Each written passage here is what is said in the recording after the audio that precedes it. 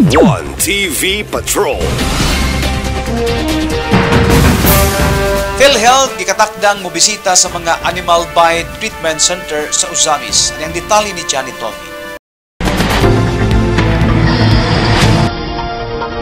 Mipasalig ang representante sa Local Health Insurance Office sa Usamis nga bisitahon ang duha ka Animal Bite Treatment Center, ang City Health Office o ang Mars MC. Kini mao itubag sa PhilHealth Human gi-question sa konseho ang mga requirement ay mahatagan og accreditation ang usa ka Animal Bite Treatment Center o clinic.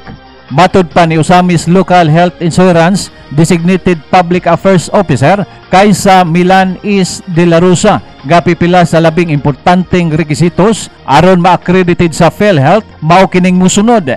Kinahanglang adunay trained nga doktor o nurse aron maoy mo administer sa paghatag og anti-rabies vial alang niadtong pasyente nga napaakan, ang hapsay nga pasilidad og ang availability daan sa anti-rabies vial.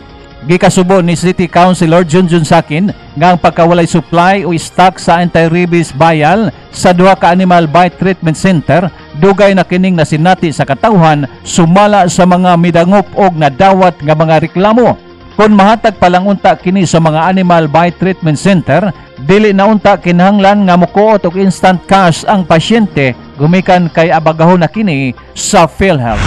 Kini siya nga problema. In fact, moabot mo ni sa mga opisina kay mga igtabang, no? Kung dili ka sa opisina, tuwang ka sa balay, kaya napakagiri.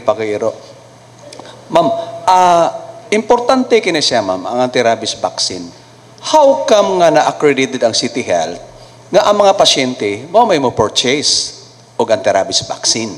Unsay qualification nga mo pasar sila as accredited sa PhilHealth? So, si Animal Bite Treatment, pinakauna nga qualification, good ana, is dapat na ay nurse or personnel from the facility nga naka-undergo og training for the administration of the vaccine. And then, of course, apil pod adto ang atuhang katong sa ilahang vaccines nga ilahang mahatag. Now, kana atuhang tan-awonon nga nung daghan pagihapon ang magpalit sa gawas. Kaya actually sa DOH nga side nga nung dili pud basta-basta ang usa ka facility makapa-accredited as Animal Bite Treatment Care kay naa sila gina-follow nga population. So murag in a one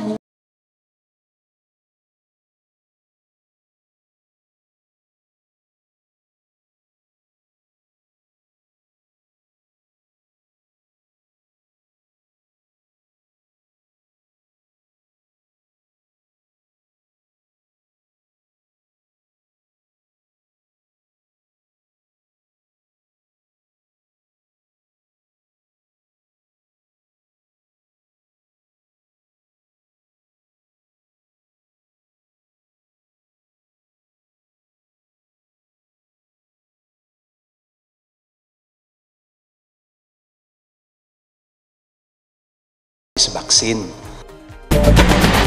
Alang sa 1TV Patrol, Johnny Tommy reporting.